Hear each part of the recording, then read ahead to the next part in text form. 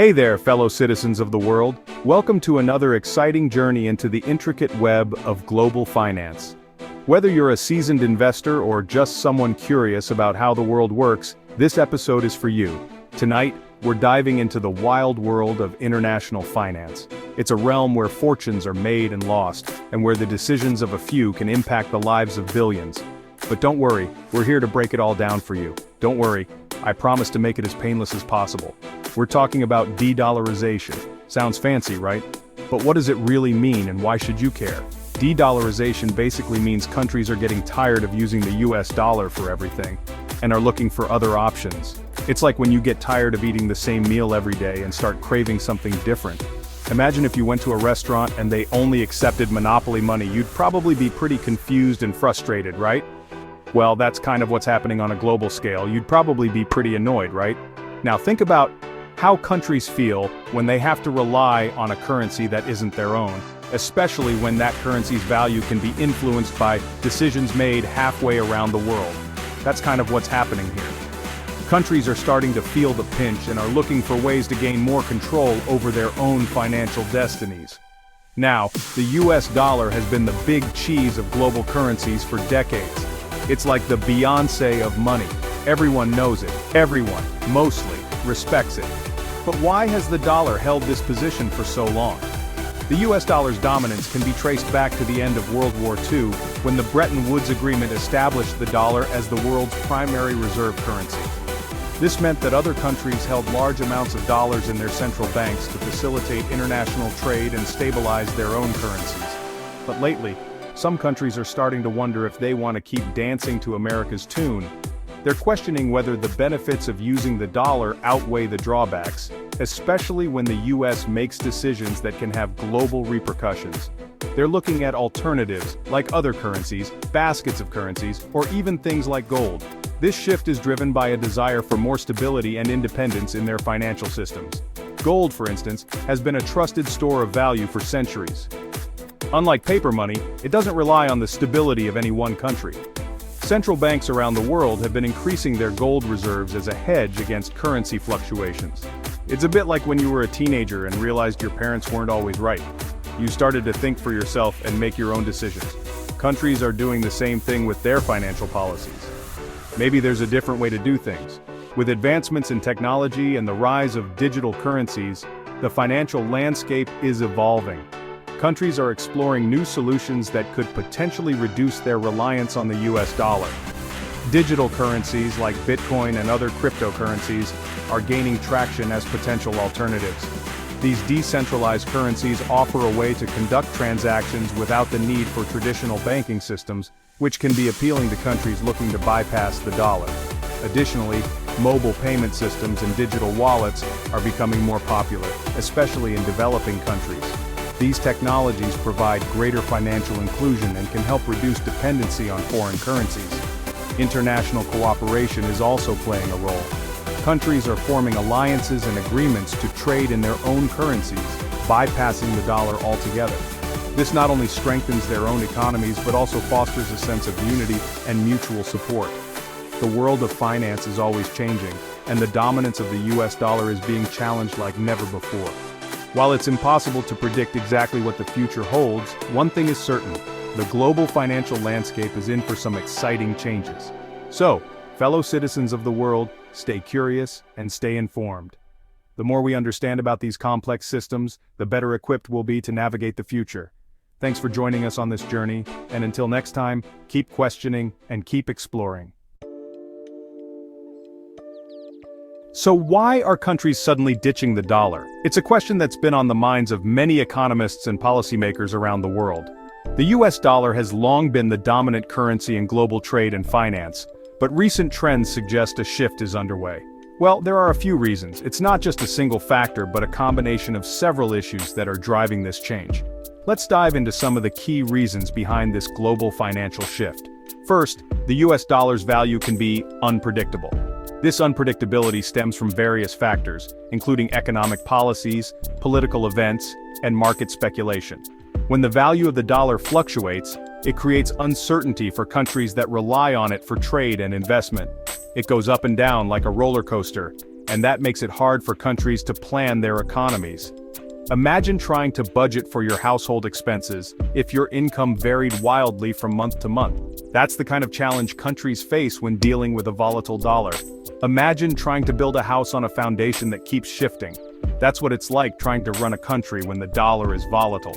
Stability is crucial for economic planning, and a fluctuating dollar makes it difficult to achieve that stability. Second, the US has a habit of using the dollar as a weapon.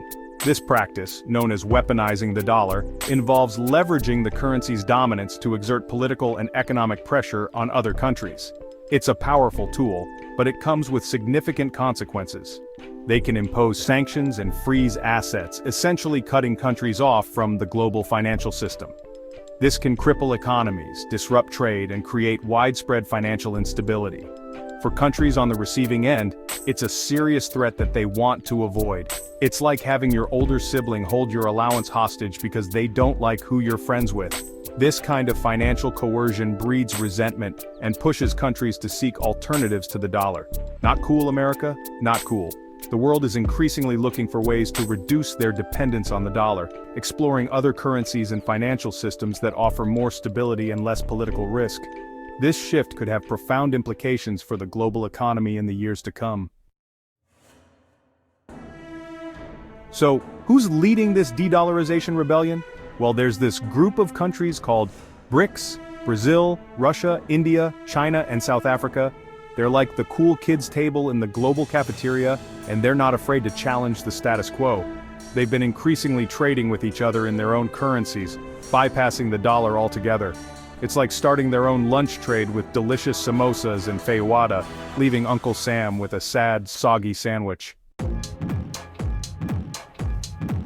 Then there's China, the ambitious overachiever of the group. They're trying to make their currency, the yuan, a bigger player on the world stage. And they've got a secret weapon: oil. China is the world's biggest oil importer, and they've started paying for some of that oil in yuan. This petro-yuan, as it's called, could become a serious contender to the petrodollar. It's like China is building its own oil empire, one yuan-denominated barrel at a time. Section 5, dealing in dinars, Iraq's gamble. But it's not just the big players making moves, even smaller countries are getting in on the action. Take Iraq, for example. They recently announced they'd be trading with China in yuan. This is a big deal because Iraq has traditionally relied on the US dollar for its oil exports.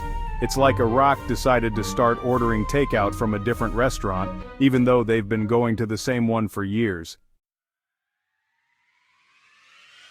Section 6, a digital lifeline, the crypto factor. And then there's the elephant in the room, or should I say, the Bitcoin in the blockchain. Cryptocurrencies like Bitcoin and Ethereum are decentralized digital currencies that operate independently of any government or central bank. Some people believe they could offer an alternative to the current dollar-dominated system. It's like creating a whole new currency system from scratch, one that's based on lines of code instead of pieces of paper.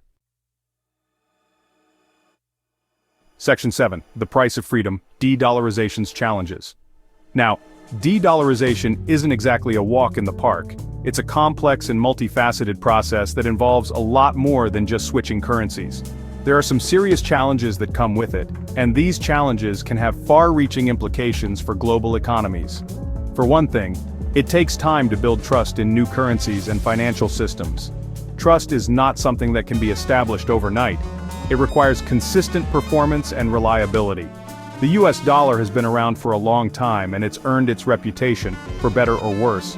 It's been the backbone of international trade and finance for decades, and that kind of legacy is hard to replace. It's like trying to convince people to switch from their trusty old Nokia brick phone to the latest smartphone. It takes time to adapt. People are naturally resistant to change, especially when it involves something as crucial as their money. Plus, the US still has a lot of economic clout. The influence of the US economy is pervasive, and its policies can have a significant impact on global markets. They can make things difficult for countries that try to ditch the dollar. Economic sanctions and trade barriers are just a couple of the tools at their disposal. It's like breaking up with someone who still has all your stuff. It can get messy. The process of disentangling from the dollar-dominated system can be fraught with complications and setbacks. Moreover, History has shown that transitions in financial systems can lead to instability. Past attempts at shifting away from dominant currencies have often resulted in economic turbulence. Emerging markets and developing countries in particular may find it challenging to navigate this shift. Their economies are often more vulnerable to external shocks and less resilient to financial disruptions. Central banks and policymakers need to carefully manage this transition to avoid triggering a financial crisis. This involves not only creating robust financial infrastructure but also ensuring that there are adequate safeguards in place. International cooperation is also crucial. Countries need to work together to create a stable and reliable alternative to the US dollar. This requires a concerted effort and a willingness to compromise. Technological advancements such as digital currencies and blockchain technology offer new possibilities for de-dollarization. These innovations can help create more efficient and transparent financial systems. However, the adoption of these technologies also comes with its own set of challenges. Security concerns, regulatory hurdles, and the need for widespread acceptance are just a few of the issues that need to be addressed. In conclusion, de-dollarization is a complex and challenging process that requires careful planning and coordination. While it offers the promise of greater financial independence, it also comes with significant risks and obstacles. The journey towards de-dollarization is not an easy one, but with the right strategies and international cooperation, it is possible to create a more balanced and resilient global financial system.